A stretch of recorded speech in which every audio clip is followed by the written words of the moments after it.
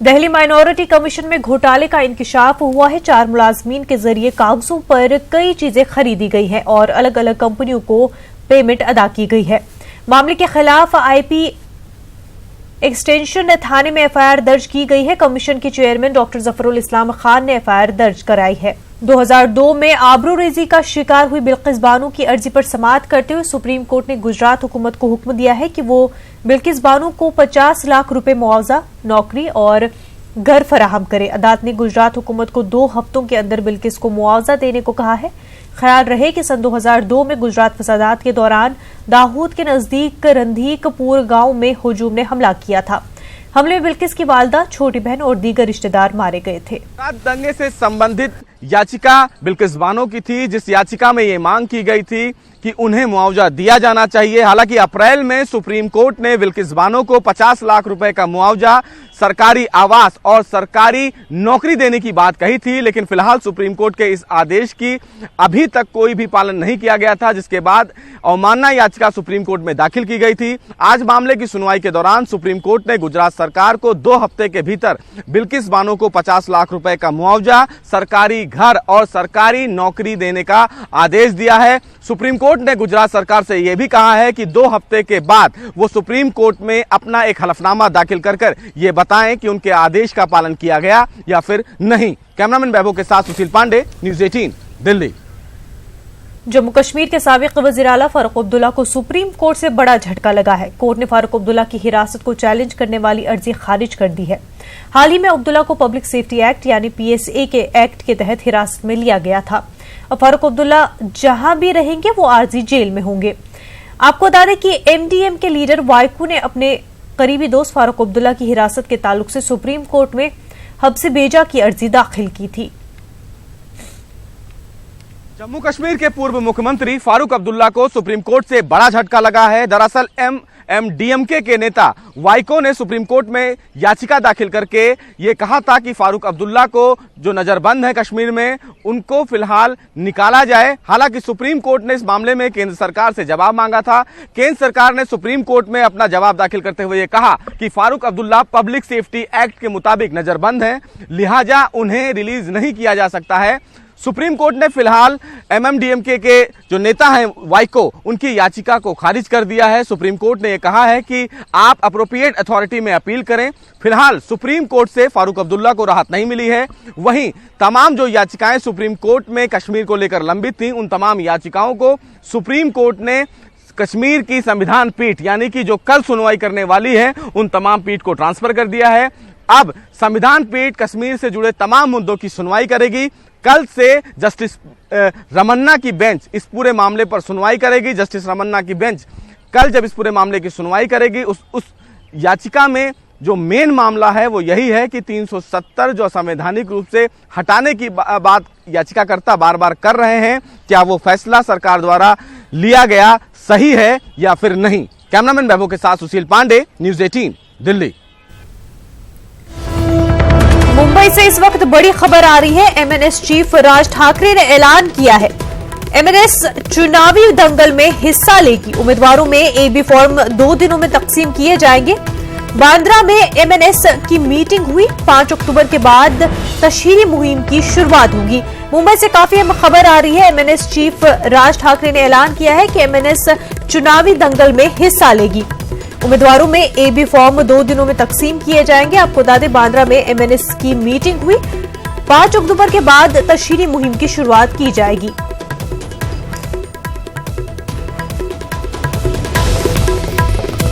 हमारे नुमाइंदे अमित राय इस वक्त हमारे साथ जुड़ चुके हैं। अमित, जिस तरह से कयास आराइयां लगाई जा रही थी कि एमएनएस चुनाव लड़ेगी कि नहीं लड़ेगी, काफी समझा जा रहा था कि हो सकता है कि इस बार नहीं लड़े क्योंकि उतनी मजबूत नहीं है, लेकिन जो कारकुन है एमएनएस के वो चाहते थे कि चुनाव लड़े वरना काफी देर हो जाएगी। और अब जो है राज ठाकरे ने ऐलान कर दिया है कि चुनाव एमएनएस लड़ेगी। ऐसे में क्या कुछ चेंज आ सकती है?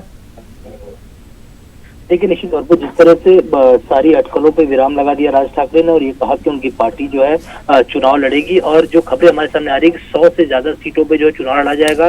5 तारीख के बाद जो है चुनाव प्रचार शुरू किया जाएगा, और जो मनसे के सूत्र बता रहे हैं कि लगभग 15 रैलियां जो है पूरे महाराष्ट्र भर में राज ठाकरे की होंगी और लोगों को जो है जोड़ने का काम करेंगे। तो कहीं ना कहीं मराठी वोटों पर सेंध लगाने की कोशिश जो है राज ठाकरे करेंगे, क्योंकि वो पहले ही कह चुके थे, 2 धड़ था इस पूरे मामले में। एक धड़ ये कह रहा था मनसे का कि चुनाव नहीं लड़ा जाए क्योंकि पार्टी उतनी फुल फॉर्म में नहीं है, लेकिन दूसरा धड़ ये कह रहा था कि चुनाव लड़ा जाए ताकि हमारी उपस्थिति जो है हर क्षेत्र में जो है वो दर्ज रहे, जिसके मद्देनजर जो है बैठकों का दौर चला, कई सारी बैठकें हुई और आज जो है बांद्रा के एमआईजी क्लब में जो बैठक हुई उससे साफ तौर पर निर्णय लिया गया कि चुनाव लड़ेंगे।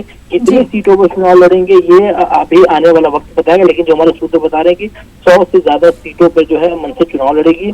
15 से ज्यादा सभाएं जो है राज ठाकरे के पूरे महाराष्ट्र में होंगी और ये लोगों को जोड़ने का काम करें। कहीं ना कहीं मराठी वोटों पे सेंध जो है वो लग सकती है और महाराष्ट्र की राजनीति में जिस तरह से कहा जा रहा था कि शायद मनसे जो है रुक जाएगी इस बार के चुनाव में, लेकिन जिस तरह से ऐलान कर दिया है निश्चित तौर पे दूसरी पार्टियों के लिए ये खतरे का विषय बन सकता है। जी बिल्कुल अमित, और जिस तरह से शिवसेना के लिए पहले मराठी वोट काफी मजबूत माना जा रहा था और बीजेपी और शिवसेना का बहुत ही मजबूत जो है साइड दिख रहा था, लेकिन अब एमएनएस मैदान में उतर चुकी है। ऐसे में ये सिनेरियो कितना चेंज हो जाता है? देखिए, निश्चित तौर पर जिस तरह से ये कयास लगाया जाता है शायद जो है वन साइडेड जो है वो इलेक्शन हो, लेकिन वन साइडेड दिखता नजर नहीं आ रहा है, क्योंकि हम ये देख रहे हैं कि कांग्रेस एनसीपी भले एक साथ लड़ रही है, लेकिन वंचित बहुजन आघाड़ी जो है प्रकाश अम्बेडकर की वो अलग चुनाव लड़ रही है।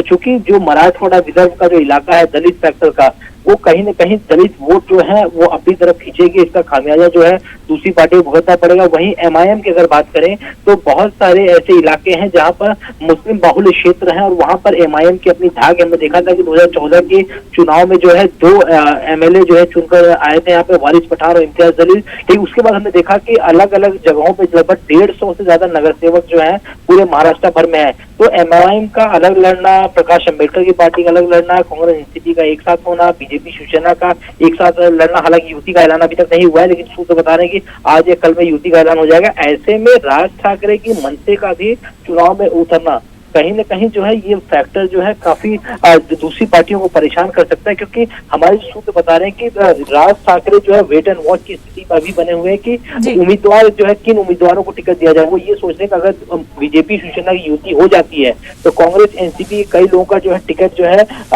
जो लोग ले रहे हैं कांग्रेस एनसीपी के लोगों को बीजेपी में, तो बीजेपी शिवसेना कई लोगों का टिकट कटेगा, तो शायद वो लोग मनसे की तरफ जो है मूव करें। तो Raj Thackeray wait and watch की स्थिति में कुल मिलाकर देखा जाए तो ये दूसरी पार्टियों के लिए परेशानी का सबब जरूर बन सकता है।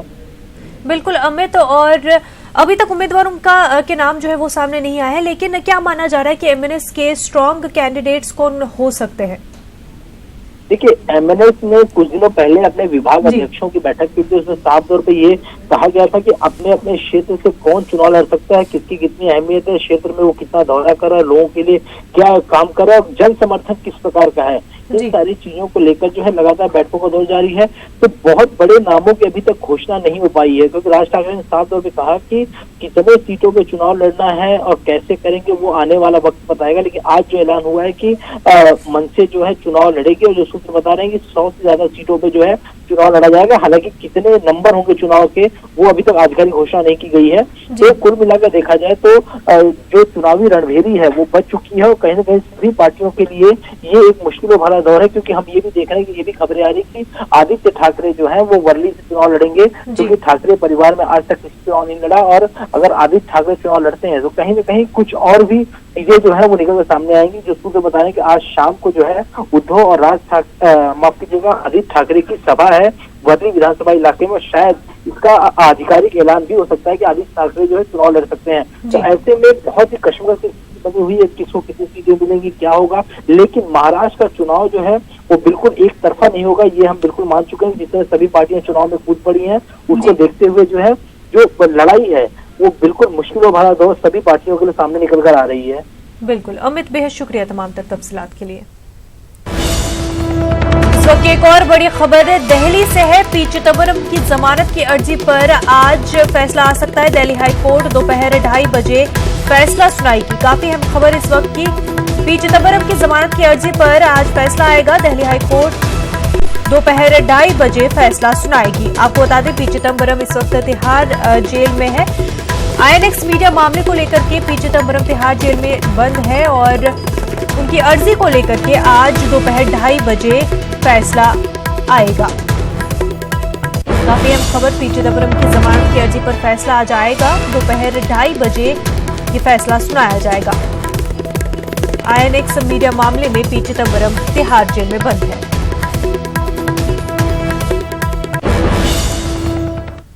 आगे बढ़ते हैं। आज श्रीनगर में निजी गाड़ियों के नकलो हमले देखने को मिल रही है। कश्मीर में सुबह के औकात दुकानें भी खुली थी, कहीं कहीं दुकानें आधी खुली रही। वहीं हसास मकामात पर पुलिस और CRPF की तैनाती अमल में लाई गई है।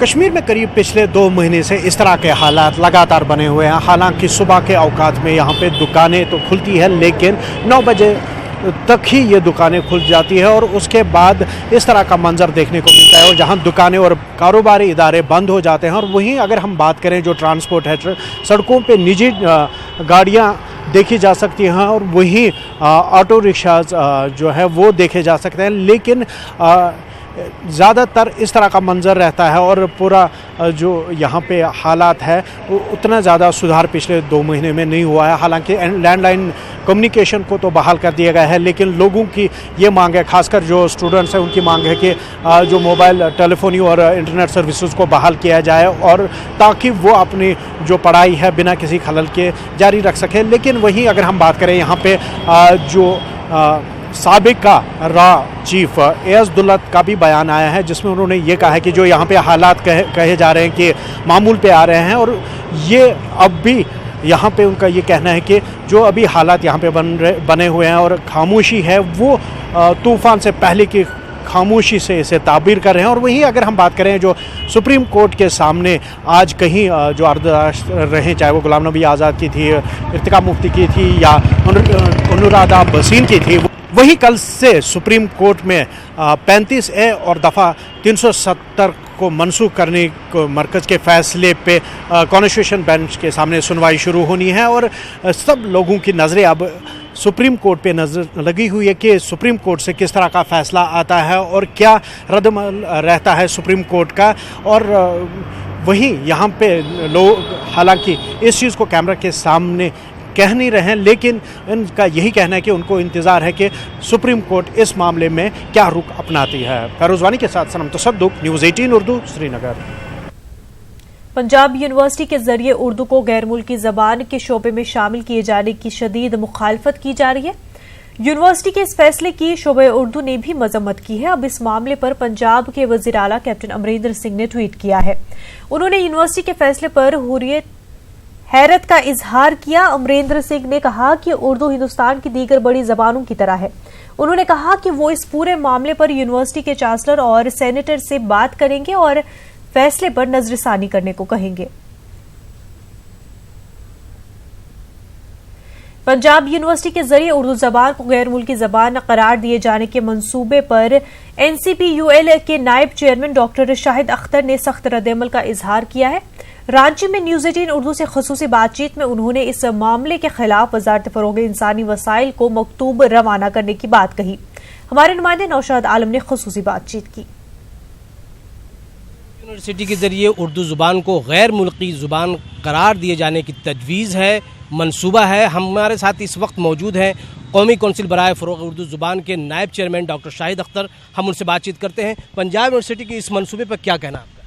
देखिए, हिंदुस्तान के आइन में जो 8वीं शेड्यूल में 22 ज़बानों को इसको हिंदुस्तान में शामिल किया गया जो कि हिंदुस्तानी ज़बान है, उसमें इस तरह की जो काम ये कर रहे हैं अनकॉन्स्टिट्यूशनल काम है। कम से कम वाइस चांसलर को यह नॉलेज रहना चाहिए कि जो कौन हिंदुस्तानी ज़बान है कौन नहीं है, और ऐसा करना किसी भी हाल में ये दुरुस्त नहीं है। और उर्दू के साथ में NCPUL के वाइस चेयरमैन होने के नाते मैं नाइंसाफ़ी होने नहीं दूंगा।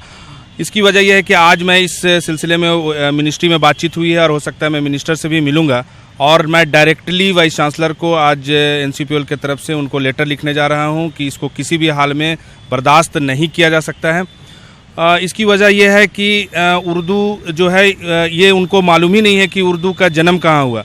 उर्दू हिंदुस्तान में जन्मी है, यहीं पली बढ़ी है, आज पूरे दुनिया में बोली जाती है।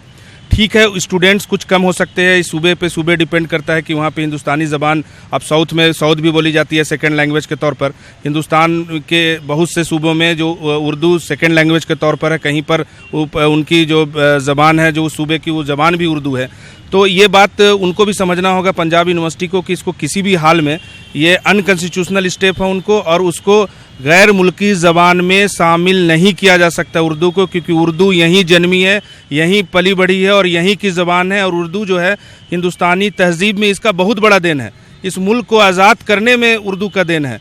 चाहे मुल्क में इनकलाब का नारा हो भगत सिंह जी ने जो दिया था, या फिर आगे उर्दू को खास करके अमन व भाईचारगी के तौर पर भी लैंग्वेज को हम लोग उसको प्रमोट कर रहे हैं। तो ये मुझे लगता है कि उनके वाइस चांसलर को समझ में आ जाना चाहिए, और जो उनका मंसूबा है कि हम उसको इंटरनेशनल लैंग्वेज में शामिल करें, गैर मुल्की ज़बान बनाएं, ये नहीं हो सकता है और ये अनकॉन्स्टिट्यूशनल है। तो इसके लिए हम मिनिस्टर से भी बात करें और उनको हम डायरेक्टली सो कॉज नोटिस भी भेजेंगे कि वो अनकॉन्स्टिट्यूशनल काम नहीं कर सके। आप उर्दू ज़ुबान की तरक्की के लिए जो है मुल्की पैमाने पर जो है कदम उठा रहे हैं, तो क्या लगता है इस मंसूबे से और इस तरह के जो तजवीज़ है उससे कितना धचका पहुंचेगा, कितना नुकसान हो सकता है? देखिए, ये बात नहीं है, कुछ बात है जो बेसिक प्रिंसिपल्स पर है कि जो ज़बान को कॉन्स्टिट्यूशन ने अपने हिंदुस्तानी ज़बान में शामिल किया है, उसको कैसे हम उसको गैर मुल्की ज़बान में शामिल होने दे सकते हैं। अगर ये होता है पंजाब यूनिवर्सिटी में, तो दूसरी यूनिवर्सिटी भी अगर उसको करेंगे कि मैं इसको भी गैर मुल्की ज़बान में उर्दू को शामिल कर रहा हूँ, जो कि नहीं हो सकता है। उर्दू जैसे मैंने कहा कि यहाँ जन्मी है, ये बात वाइस चांसलर को और बाकी लोगों को समझना होगा। और इसके लिए हम अभी मिनिस्ट्री की तरफ से सारे यूनिवर्सिटी में भी एक डायरेक्टिव जो NCPL की तरफ से भेजने जा रहे हैं कि उर्दू को आप इस तरह से अपने डिपार्टमेंट में सिर्फ पढ़ाना ही नहीं है, बल्कि आप उसको बेदारी मुहिम भी चलाइए, क्योंकि हिंदुस्तानी ज़बान को प्रमोट करने की जिम्मेदारी जो है हर हिंदुस्तानी की है। मैं तो ये बोलता हूँ कि अपने बच्चों को उर्दू पढ़ाइए भी, और उर्दू पढ़ाने के साथ साथ में उनको उर्दू से जोड़े रखिए, क्योंकि उर्दू से जोड़े रहेंगे तो हिंदुस्तानी तहजीब और कल्चर को उनको मालूम होगा और उर्दू का क्या रोल है उनको बताने की ज़रूरत है। हमसे बात करने के लिए ये थे कौमी कौंसिल बराए फ़रोग़ उर्दू ज़ुबान के नायब चेयरमैन डॉक्टर शाहिद अख्तर, जो पंजाब यूनिवर्सिटी के उर्दू के ताल्लुक से जो गैर मुल्की करार दिए जाने की जो तजवीज़ है, मंसूबा है, उस पर सख्त जो है नाराज़गी का इजहार कर रहे थे। और उन्होंने वाज़ेह तौर पर कहा है कि हम इस ताल्लुक से वज़ारत फ़रोग़ इंसानी वसाइल को मकतूब रवाना करेंगे और इससे जो है न इस रोकथाम के लिए जो है कोशिश करेंगे। कैमरामैन संत के साथ नौशाद आलम, न्यूज़ 18 रांची। नाजरीन, इस वक्त एक और बड़ी खबर सामने आ रही है। अयोध्या मामले की समाअत जारी है। रामलला विराजमान ने सुप्रीम कोर्ट में कहा, हम सालसी में नहीं लेंगे हिस्सा। विराजमान के वकीलों ने कहा कि वो सालसी में हिस्सा नहीं लेंगे। अदालत को करने दिया जाए फैसला। सुप्रीम कोर्ट का जवाब, अदालत कर रही है समाअत। 18 अक्टूबर तक मामले पर बहस होगी। सुप्रीम कोर्ट ने सालसी पर तबसरा करने से मना किया। इस वक्त की अहम खबर आपको बता रहे हैं। अयोध्या मामले की समाअत लगातार जारी है। रामलला विराजमान ने सुप्रीम कोर्ट में कहा है कि हम सालसी में हिस्सा नहीं लेंगे। विराजमान के वकीलों ने कहा कि सालसी में हिस्सा नहीं लिया जाएगा, अदालत को फैसला करने दिया जाए। सुप्रीम कोर्ट का जवाब है कि अदालत समाअत कर रही है। 18 अक्टूबर तक मामले पर बहस होगी। सुप्रीम कोर्ट ने सालसी पर तबसरा करने से मना किया।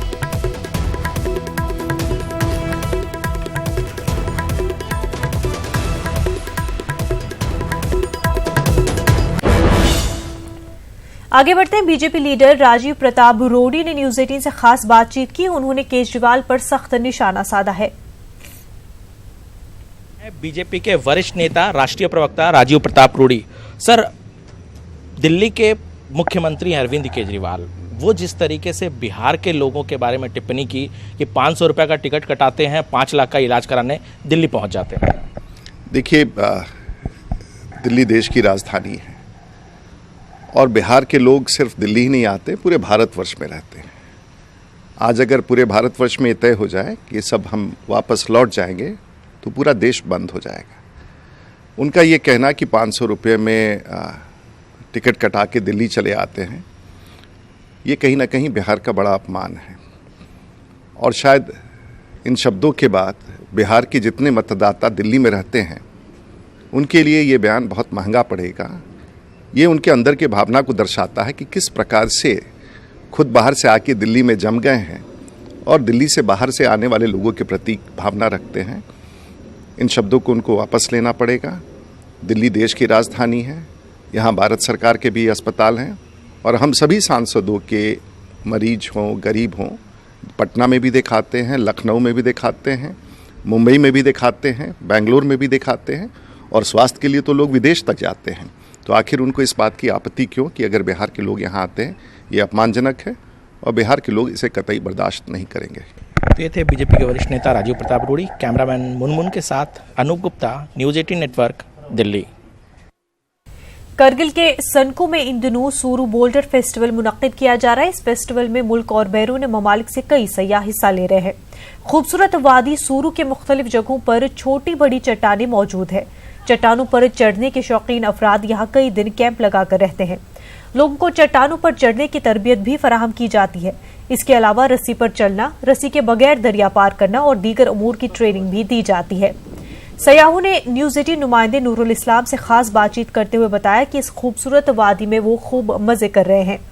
सूरू बोल्डर फेस्टिवल की मकबूलियत में गुजरते वक्त के साथ इजाफा होता जा रहा है। इस फेस्टिवल की वजह से मकामी अफराद को रोजगार भी मैसर हो रहा है।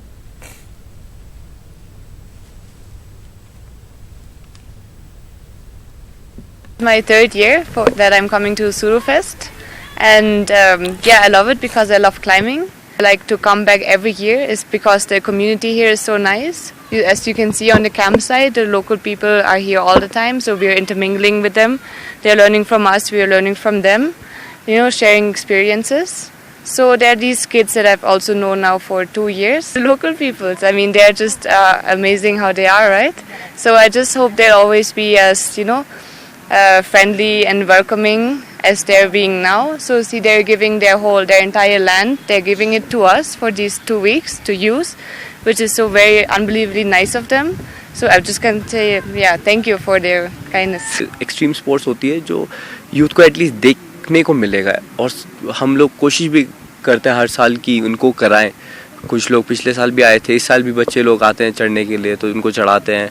स्लैक लाइन होता है, स्लैक लाइन करते हैं, तो उनके लिए काफ़ी एक्सपोजर है खुद करने के लिए। और आगे जाके ऐसा होगा कि ये सारे स्पोर्ट अगर मेन स्ट्रीम में जैसे क्लाइंबिंग आ गया है तो लोग मेन स्ट्रीम में एज ए स्पोर्ट कंटिन्यू कर सकते हैं। अपना हमारा जो लोकल क्लाइंबर्स था वो सोचा था कि शायद ना हो इस साल इसके वजह से, क्योंकि श्रीनगर बंद था और बहुत इश्यूज चल रहे थे। बट अभी काफ़ी कम लोग आए हैं, मतलब बहुत लोग नहीं आए इस बार, क्योंकि वो इस हिचक में कि कहीं हम शायद फेस्टिवल ही ना हो, कुछ लोगों ने उस हिसाब से कैंसिल कर दिया। बट यहाँ पे कुछ है नहीं ऐसा सीन, मतलब सब हम लोग यहाँ छोटे से गांव में बैठे हैं, सब पत्थर चढ़ रहे हैं, तो मतलब सब सही है। मतलब ऐसा कुछ नहीं था जो लोगों ने सोचा। तो जिन लोगों ने मिस किया, बहुत कुछ मिस किया वरना फेस्टिवल। बुलेटिन में फिलहाल इतना ही। आदाब।